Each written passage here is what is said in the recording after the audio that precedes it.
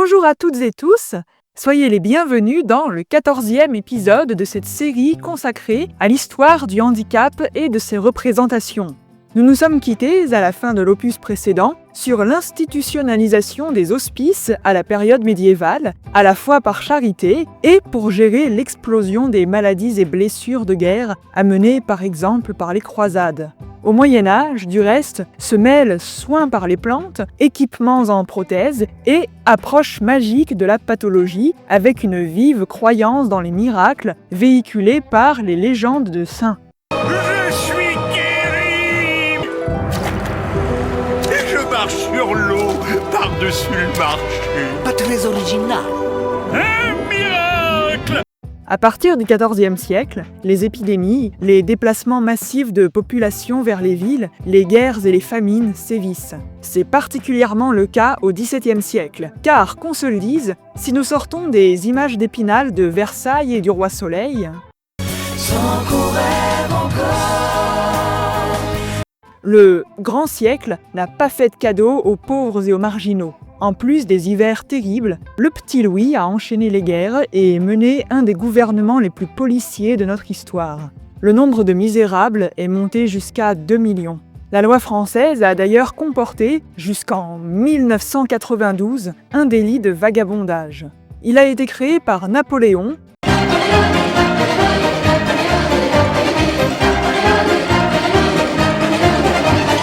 mais déjà sous Louis XIV, la police a fait la chasse aux vagabonds et aux mendiants. Désormais, le pauvre est objet de méfiance, comme en témoigne l'expression de « mauvais pauvre ». Elle sous-entend une suspicion perpétuelle d'oisiveté et de handicap simulé. C'est bien connu, en période de crise, les gens se comparent et tendent à voir celui qui travaille moins comme un parasite, un fainéant. Le mouvement a déjà été initié à la fin du XVIe siècle avec des ouvrages tels que La discipline des gueux ou Moyen de réduire l'oisiveté nuisible, tout un programme, écrit par Dirk Volkertsohn Kornhert en 1587. Une autre sinistre conséquence est un nombre massif d'abandons. Tant et si mal qu'au XVIIIe siècle est inventé le tour, une sorte de boîte à tourniquet permettant aux parents de garder l'anonymat en abandonnant leur bébé dans cette trappe débouchant sur l'église ou l'hospice du coin. Vous savez, un peu comme les boîtes à livres pour rendre vos bouquins à la bibliothèque sans avoir besoin d'y rentrer. En effet, l'abandon était considéré comme un crime, mais on le contournait, sans doute en se disant que ça évitait l'infanticide. La jurisprudence d'Antoine Boucher d'Argis note « Exposition d'enfants est le crime que commettent les pères et mères qui exposent ou font exposer dans une rue ou quelque autre endroit un enfant nouveau-né ou encore hors d'état de se conduire, soit qu'ils le fassent pour se décharger de la nourriture et entretien de l'enfant, faute d'être en état d'y fournir, ou que ce soit pour éviter la honte que leur pourrait causer la naissance de cet enfant s'il n'est pas légitime. » Ce crime est puni de mort, suivant l'édit d'Henri II, mais on s'est un peu relâché de cette rigueur, et l'on se contente ordinairement de faire fouetter et marquer ceux qui sont convaincus de ce crime. Pour revenir aux infirmités, très cyniquement, s'il y a un domaine qui a beaucoup joué dans la prise en compte du handicap au XVIIe siècle, c'est la guerre. « J'ai trop aimé la guerre !» aurait confessé Louis XIV sur son lit de mort. Eh ça, vieux, c'est le moins qu'on puisse dire. Un document intéressant est le registre des invalides de la marine. Louis XIV commande que tous les gens de mer de plus de 18 ans servent 1 an sur 3 sur ces vaisseaux de guerre. Voyez mon sac de misère lourd de coups vides d'argent. Voyez mon sac de misère lourd de coups vides d'argent. Allez dire au capitaine, j'ai obéi trop souvent. Allez dire au capitaine, guerre, guerre, vente, vent. Ce service militaire obligatoire donne lieu aux ordonnances de la marine. Bien sûr, cette mesure est très mal passée auprès des travailleurs. Aussi, à partir de 1673, le secours d'une caisse des invalides de la marine et l'instauration d'une assistance médicale gratuite entendent aider à faire digérer la pilule. L'octroi de cette aide intervenait sur demande auprès d'une autorité centrale qui pouvait la refuser. De nos jours, les demandes de prestations compensation handicap et d'AAH fonctionnent un peu de la même façon. On remplit des dossiers pour justifier de notre situation, on attend un accord ou un refus. Nous avons donc des traces administratives à la fois passionnantes et douloureuses qui nous renseignent sur le nombre et le type d'invalides de guerre au XVIIe et XVIIIe siècle. Il faut avoir conscience que ces registres de recensement servaient surtout au royaume à surveiller le stock de marins et de soldats disponibles. La mention « hors de service » indiquait les travailleurs qui n'étaient plus en état de refaire ce fameux 1 an sur 3 de service militaire. Pour prendre quelques exemples, dans le quartier maritime de Toulon, les invalides hors de service représentaient 9% des gens de mer. Et c'est sans compter sur les hommes notés estropiés, pouvant encore être appelés quoique dans des conditions aménagées ou avec une pension. Nous lisons aussi d'autres mentions telles que usé, cassé ou encore caducité. Ici, la ligne d'un certain Jacques Martin indique « estropié du bras droit par blessure qu'il reçut dans un combat contre 2 galiotes de Tunis ». Et voici Jacques Arnoux, qui a la main droite estropiée à ne pouvoir s'en servir et est presque aveugle. Ou encore Mathieu Delarue, à la mâchoire arrachée et aux yeux crevés par un boulet en 1747, qui a vécu 20 ans aveugle et muet. Il se nourrissait par entonnoir et son visage était couvert d'un masque de métal. Que devenaient ces blessés? Ils devaient trouver refuge auprès de leur famille et, faute de sources, il est dur de déterminer la proportion de ceux qui ont été secourus, aidés et ceux dont même leurs proches n'ont plus voulu. Ces derniers devaient être nombreux, à en croire la quantité de vagabonds et anciens soldats réduits à la mendicité. Je fais la guerre contre le roi de France. Contre ce roi qui accable la France d'impôts. Pour entreprendre des guerres qui ne servent que sa gloire et qui sèment le peuple. Néanmoins, une plus forte solidarité s'observe dans les petites villes, les petits ports, et des actes notariés témoignent de certaines entraides familiales, par exemple sous forme de donations. Il faut toutefois mettre au crédit de Louis XIV la création de l'Hôtel des Invalides pour les infirmes de guerre en 1674. Déjà à partir du XVIe siècle, le handicap lié à la guerre commence à être pris en charge par l'État et la chirurgie, liée aux blessures militaires, progresse. Là aussi, on dispose de registres très détaillés sur les admissions aux invalides. Les registres montrent des classifications très modernes du handicap. Le dossier de chaque pensionnaire donne le type de blessure, les maladies s'il y en a, les limitations engendrées et les conséquences sur les activités du quotidien, notamment professionnelles. Puis une partie administrative préconise les aides et les aménagements. C'est presque déjà les dossiers qu'on remplit de nos jours pour la MDPH. Le XVIIe siècle connaît donc un énorme développement de concepts liés au handicap et même un embryon de définition contemporaine qui souligne une interaction entre un problème de santé et un environnement. En effet, comme on a déjà eu l'occasion de le voir, le handicap est contextuel, en cela qu'il dépend surtout des capacités de l'environnement à le compenser. Mais il faudra attendre le XXe siècle pour que ces réflexions se généralisent à tous les handis, qu'on ne considère pas juste les vétérans.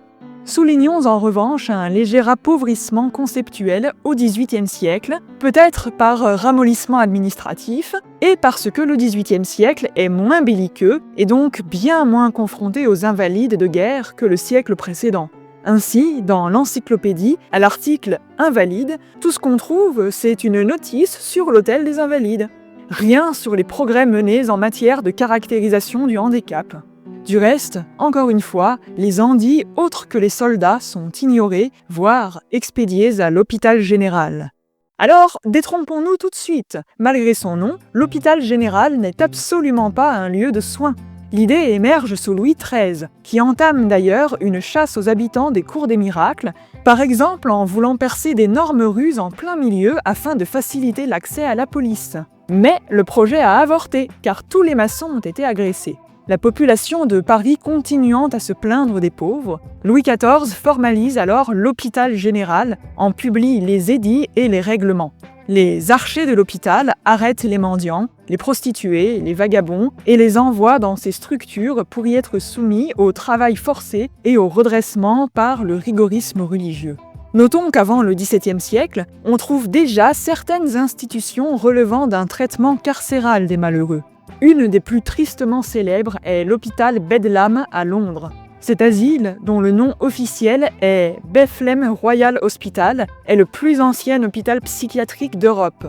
Fondé en 1247 par un ordre religieux, il a accueilli des gens souffrant de troubles mentaux dans des conditions souvent inhumaines jusqu'à la fin du XVIIIe siècle. L'origine du mot Bedlam, qui signifie chahut ou chaos en anglais, témoigne de la réputation sinistre de l'endroit. Certains directeurs ont même organisé des shows pendant lesquels, moyennant finance, les visiteurs venaient reluquer et se moquer des patients. Outre les asiles, des personnes jugées folles, parfois juste parce qu'elles étaient trop malheureuses et bruyantes, étaient purement et simplement recluses à domicile. C'est le cas, au XVIe siècle, de la pauvre Jeanne de Castille, dite Jeanne la Folle, enfermée par les hommes de sa propre famille à Tordesillas. Mais revenons à l'hôpital général. Cette institution est fondée par des dévots, validée et signée par Louis XIV. Il écrit par exemple en 1681 dans la Déclaration portant règlement pour l'hôpital général de Toulouse: « Nous avions ordonné qu'il serait établi des hôpitaux dans toutes les villes de notre royaume, pour y enfermer les pauvres mendiants, les faire instruire à la piété et les divertir du libertinage. » L'hôpital général est fondé sous la pression de la Compagnie du Saint-Sacrement, une société secrète qui sera finalement dissoute en 1666. Contrairement à ce que son nom peut laisser croire, ses membres sont des laïcs. Attention, pas dans le sens de partisans de la laïcité. Laïc avec un C désigne tous les croyants qui ne sont pas dans le clergé. En l'occurrence, ces laïcs sont des dévots, plus bigots que le pape et plus royalistes que le roi dans la chasse aux mauvaises gens. Vous connaissez très certainement le Tartuffe de Molière. Eh bien, c'est eux que cette pièce attaque. Mon Dieu, je vous prie, avant que de parler, prenez-moi ce mouchoir. Comment ? Couvrez ce sein, que je ne saurais voir. Par de pareils objets, les âmes sont blessées. Et cela fait venir de coupables pensées. Vous êtes donc bien tendre à la tentation. À part un archevêque, tous les administrateurs de l'hôpital général sont des notaires, des magistrats, des marchands, des financiers, bref, des grands bourgeois. C'est comme les cochons. Tous très bigots. Pour eux, les mendiants sont des pêcheurs. Être dépendant, c'est être débauché et ne pas faire suffisamment d'efforts pour s'intégrer. Il y a bien quelques bonnes œuvres menées par les dévots, comme par exemple l'aide aux galériens, mais c'est l'arbre qui cache la forêt. Sous leur emprise et tout le long du règne de Louis XIV, il est interdit de donner l'aumône à quelqu'un dans la rue. Si vous voulez faire la charité, c'est exclusivement à l'hôpital général qu'il faut donner. Il est aussi interdit pour une personne dépendante d'aller ailleurs qu'à l'hôpital, même si bien sûr certaines arrivaient à contourner l'interdiction. Michel Foucault a appelé le grand renfermement cette période de réclusion et exploitation des vagabonds, des malades psy et des personnes handies. L'hôpital général était un véritable fourre-tout. On y enferme pêle-mêle prostituées, handis, filles-mères, orphelins, enfants abandonnés, mendiants, malades psy. Tous ces gens sont répartis en sections ou bâtiments différents. Imaginons une famille de la région parisienne qui entre à l'hôpital général. Des parents devenus handicapés pour une raison X ou Y, sans emploi, à la rue avec leurs enfants. Eh bien, cette famille est séparée. Le père est mis à Bicêtre, la mère est envoyée à la Salpêtrière, et les enfants dans une section qui leur est consacrée ou à la pitié. Concrètement, comment cela se passe-t-il à l'intérieur ? Les administrateurs ont un pouvoir absolu sur les patients. On a en effet affaire à des gens ultra protégés. En 1656, les choses sont affreusement claires dans l'édit portant établissement d'un hôpital général pour le renfermement des pauvres et des mendiants de la ville et des faubourgs de Paris. Les recteurs obtiennent tout pouvoir d'autorité, de direction, d'administration, connaissance, police, juridiction, correction et châtiment sur tous les pauvres de Paris, tant dehors qu'au-dedans de l'hôpital général. Auront pour cet effet les directeurs, poteaux, carcans, prisons et basses-fosses dans ledit hôpital général et lieux qui en dépendent comme ils aviseront. En français moderne, au calme, les recteurs peuvent priver de nourriture, fouetter, mettre au cachot. Signalons tout de même que des gens d'église, des prêtres, des vicaires ont tenté d'agir contre les mauvais traitements au sein de ces structures. Certains d'entre eux, qui se trouvaient en contact avec les enfermés, par exemple pour assurer les messes, faisaient preuve de davantage d'empathie que les bigots administrateurs et les officiers. Or, si les hôpitaux généraux ont d'abord répondu aux objectifs répressifs et mercantiles expliqués plus haut, dans leur évolution à la fin du XVIIe siècle, des ambitions sincèrement chrétiennes et soucieuses des pauvres sont à souligner chez le personnel religieux ou infirmier. On salue par ailleurs le célèbre Vincent de Paul, prêtre fondateur de plusieurs institutions de bienfaisance, comme des asiles pour vieillards et enfants trouvés à partir de 1640. Monsieur Vincent, comme l'appelaient affectueusement les pauvres, a été le confesseur de la reine Margot, qui elle aussi donnait beaucoup pour les gens dépendants. Il a également été aumônier des galériens et le créateur des lazaristes et des filles de la charité. Il est canonisé, c'est-à-dire reconnu comme saint, en 1737. Mais les institutions comme les siennes restent des exceptions. C'est l'hôpital général qui capte l'écrasante majorité des dons et rafle les personnes dans la mouise. Parlons gros sous à présent. Monseigneur, il est l'or. Comment se finance l'hôpital général ? Déjà, en prenant l'argent des institutions précédentes. Ensuite, en captant tous les dons des bienfaiteurs, ainsi que les maigres biens que pouvaient encore avoir les enfermés. Mais surtout, on faisait travailler ces pensionnaires. De longues heures durant, ils effectuent des tâches qui demandent peu de mobilité, filage, tricotage, défaire des cordes pour récupérer du chanvre, laver du linge, travailler à de petites fabrications à la chaîne. Leur maigre salaire passe dans le minimum pour vivre. Moi, sénateur Caius Appius Prospectus, hop, pif, je vous affranchis. Alors nous sommes libres. Voilà. Vous n'oublierez pas de rendre les clés de vos logements. Nous avions cru comprendre qu'ils nous avaient été attribués. Quand vous étiez esclave. Parce que là, maintenant, il faut payer 15 sesterces de loyer par semaine. 15 sesterces. Ah oui, quand même. Mais, bonne nouvelle, nous avons justement des postes d'ouvriers du bâtiment qui viennent de se libérer. Le salaire est de 15 sesterces par semaine. Vous acceptez ? Ma foi, c'est une proposition. Parfait, vous êtes engagés. Ils ne sont laissés tranquilles que le dimanche, et encore, il y a la messe. Comptons aussi les nombreux moments de l'emploi du temps quotidien consacrés au catéchisme. Alléluia, suivons notre berger, il guide ses pigeons vers les joies ineffables. Il pouvait bien sûr y avoir également des dérives dans les institutions de l'Église, mais rien d'aussi énorme, d'aussi institutionnalisé à grande échelle que l'hôpital général. Pendant 1 siècle et demi, on y a considéré que les gens dépendants devaient se repentir par le travail. Ainsi, le trésorier de l'hôpital général de Toulouse écrit en 1669 « Il est moral de faire travailler les pauvres à l'hôpital, si ce travail est pénible, car c'est une forme d'ascèse et de prière. » L'écrivain Louis-Sébastien Mercier ironise pour sa part « Au jour du jugement dernier, tous les pécheurs seront pardonnés, sauf les administrateurs de l'hôpital général. » Plusieurs historiens qui se sont penchés de très près sur les archives de cette institution, comme par exemple Marion Sigaud, avancent même la thèse selon laquelle l'hôpital général a été le macabre théâtre d'un vaste trafic pédophile. Si la France a eu la chance de voir ces lieux fermés à la fin du XVIIIe siècle, l'Angleterre a eu une institution similaire qui a duré, elle, tout le XIXe siècle, les workhouses, où travaillaient pauvres et orphelins. Charles Dickens a satirisé ces structures dans Oliver Twist. Elles aussi étaient aux mains de riches laïcs persuadés de dresser les pauvres par le labeur. En Irlande, les blanchisseries Marie-Madeleine ont, pendant des siècles, exploité des prétendues pécheresses, filles mères, ados un peu trop rebelles, filles handicapées, prostituées et même des victimes de viol parce que, oui, bien sûr, c'est de leur faute. Pour le coup, ces établissements étaient tenus par des nonnes de l'Église catholique, mais avec la complicité de politiciens très bigots et bien contents de s'en laver les mains.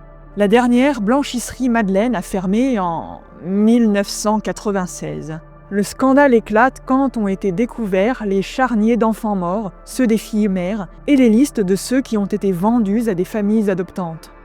Dans le prochain épisode, nous explorerons le handicap au siècle des Lumières, les écoles pour sourds ou pour aveugles, et nous découvrirons un vivier très particulier de personnes handicapées, dont la culture populaire a gardé trace, la piraterie. Ohé, flibustiers et jambes de bois! Je vous remercie pour votre attention. Vos commentaires et précisions sont les bienvenus. N'hésitez pas en outre à liker et partager cette série. Portez-vous bien. Ciao!